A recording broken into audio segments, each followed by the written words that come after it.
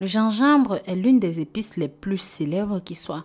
C'est connu à travers plusieurs continents et ça ne s'utilise pas toujours de la même façon.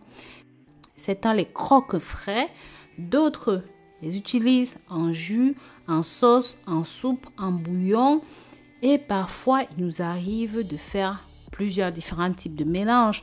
Par exemple, il m'est arrivé de mélanger ceci avec le citron et l'ail, mais il arrive qu'on le mélange avec bien plus, avec certains autres fruits, comme les raisins, le kiwi, les oranges, la mangue, la banane. Mais aussi, il arrive qu'on les mette dans des sauces, dans des préparations. Dans cette vidéo, justement, je voudrais vous parler des mélanges que nous faisons de façon innocente, des préparations que nous faisons de façon innocente avec le gingembre. C'est certainement arrivé quelquefois de vous sentir étourdi après avoir consommé soit un jus, soit une préparation, soit une boisson. Dans cette vidéo, je vais vous expliquer pourquoi, comment certaines personnes peuvent être victimes du gingembre et surtout comment consommer ceci sans avoir des effets secondaires. Bienvenue dans cette nouvelle vidéo. Mes chéris, comme vous avez pu voir dans le titre, je sais que je vous ai souvent parlé du gingembre, des vertus exceptionnelles du gingembre, du fait que c'est antioxydant, c'est très bon pour les diabétiques, pour tous ceux qui ont des problèmes gastriques, intestinaux, qui veulent même perdre du poids ou même des troubles sexuels. Pensez à partager ceci avec la famille, les amis et même les ennemis.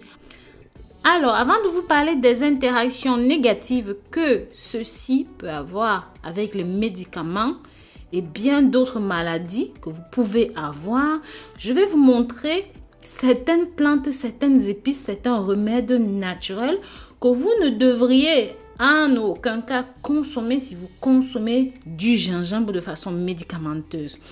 Par exemple, si vous souffrez d'anticoagulation, vous ne devez pas mélanger l'ail, l'oignon, le clou de girofle, le fève de tonka, le ginseng ou même les graines de lin, de curcuma, le ginkgo biloba, l'extrait de pépins de raisin, la quercétine, l'angéline, la vitamine E avec le gingembre. Je vais vous mettre la liste dans les commentaires. Je précise ici que c'est si vous souffrez de problèmes de coagulation sanguine, faites bien la différence parce que je sais que vous allez venir me chercher dans les commentaires. Et parce que ceux-ci ont des effets sur la glycémie, l'ail, l'aloe vera, la cannelle, le chardon-marie, le Q10, le curcuma, ginkgo biloba, le ginseng et l'oméga 3. Vous ne devez pas les consommer en même temps que le gingembre si vous avez des problèmes de diabète, si vous avez des problèmes de glycémie. Il ne faut pas dépasser 4 grammes de gingembre par jour parce qu'un surdosage de gingembre peut avoir pour conséquence les brûlures d'estomac, les gaz, les ballonnements, la diarrhée, les menstruations plus abondantes, la nausée. Même si le gingembre classique est un remède contre la nausée, en consommation abondante, ça peut plutôt accentuer vos symptômes. À la moindre alerte, c'est très simple. Il suffit de réduire la dose, voire même cesser ponctuellement sa consommation. Maintenant, notre sujet brûlant, si vous êtes une femme enceinte. Beaucoup de femmes enceintes prennent le gingembre pour apaiser les nausées pendant la grossesse. C'est vrai que vraiment c'est très efficace contre l'envie de vomir parce que moi-même j'ai consommé ça. Mais encore une fois, il faut respecter les dosages. On a vu à plusieurs reprises où ça a provoqué des contractions chez les femmes. Donc vraiment, faites bien attention à cela. Et bien sûr, il est fortement déconseillé de consommer de l'infusion au gingembre aux dernières semaines de grossesse.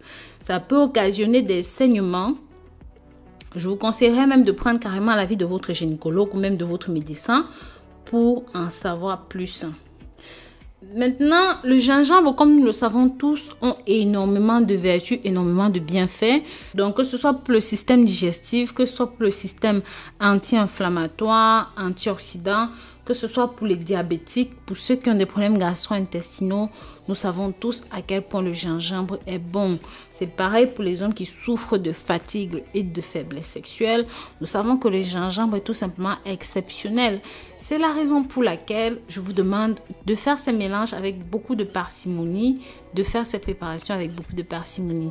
N'hésitez pas à me dire dans les commentaires de quelle façon est-ce que vous utilisez le gingembre dans votre pays. Donc, Je vous dis à très bientôt pour de nouvelles vidéos. Si vous avez aimé, mettez des pouces en l'air. Pensez à partager ceci avec la famille et les amis pour que ça touche un maximum de personnes. Bisous, bisous.